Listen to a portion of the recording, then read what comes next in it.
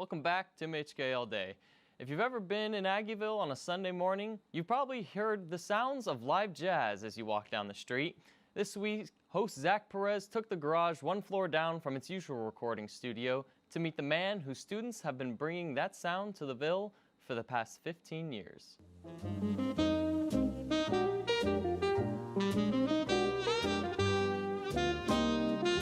Hello everyone, welcome back to another segment of The Garage. This week I have a very special guest, this University Distinguished Professor Wayne Goins. Wayne, how are you doing? I'm doing fine, thank you. Alright, so Wayne, the original reason that I actually wanted to interview you was because I had seen you performing at Bluestem just occasionally. I'll be honest, I didn't even know that you were a professor here before that. But how did you get started with the performances at Bluestem? The Bluestem Bistro has been a traditional place that most of my students have gotten sort of their sort of apprenticeship in terms of performing live. Mm-hmm. We've held that position on Sundays.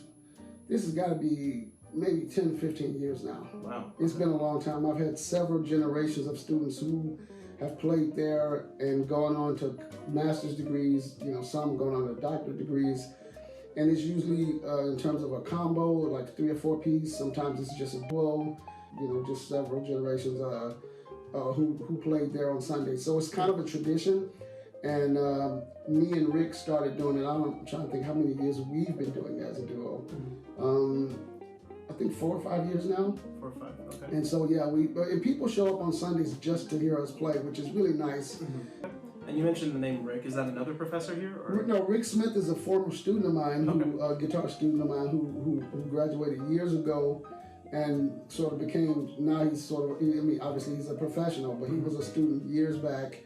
And he's sort of my right-hand man right now. And you may have noticed when we play, he kind of can read my mind. Mm-hmm. And it's because we've been playing together for so long, we've established a very, very close musical relationship and also sort of a friend, brother-friend relationship. I know you have a very large background in music, specifically in jazz. You're a very well-known guitarist. Can you talk a little bit about just, a very brief summary of just like how you kind of got into music? Well, I started in music pretty much from the time I was born. I just have a natural gift for guitar. Mm-hmm. I have a natural ear for music. My father was a blues harmonica player. Mm-hmm. I was born and raised in Chicago, on the South Side. Okay. And my father knew all of the legendary blues musicians, Muddy Waters and Little Walter and all of those guys. He grew up, knowing those guys. And I grew up listening to all of those recordings that they did on Chess Records. So I developed a real natural ear for music, and I can kind of hear just about anything and kind of play it back. Mm-hmm. And so I've been playing music all of my life. Every year for Christmas, I got a toy guitar until I got a real one. My uncle Jimmy Jones, who was a blues guitar player, gave me my first real guitar. And so I kind of started playing from that point. I played all through high school. I played rock, blues, funk, everything. Mm-hmm. I first started really getting into jazz in my last couple of years of high school. How did you first come to K-State? Did you come specifically to kind of head up the jazz department? Actually, yeah, I did. In my last year at Florida State, when I was getting my doctorate degree, we were at a music ed conference in Phoenix, Arizona.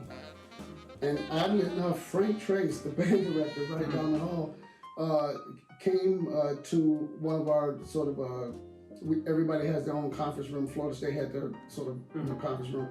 Frank Trace came to the Florida State room, and I had never been to Phoenix, and so I heard that he was looking for me. He said, some guy's looking for you. I'm like, I've never been to Phoenix. Nobody's looking for me in Phoenix. I said, no, he asked for you by name.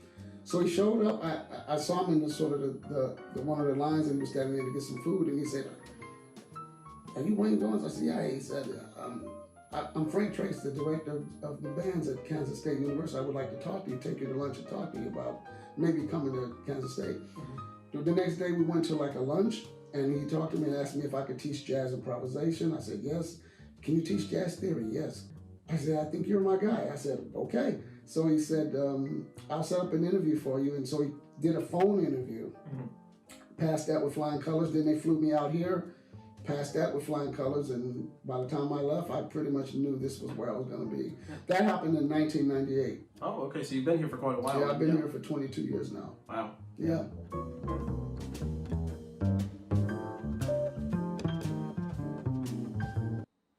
Professor Goins and his students can be heard live every Sunday from 10 a.m. to 12 p.m. at Blue Stem Bistro down in the Ville.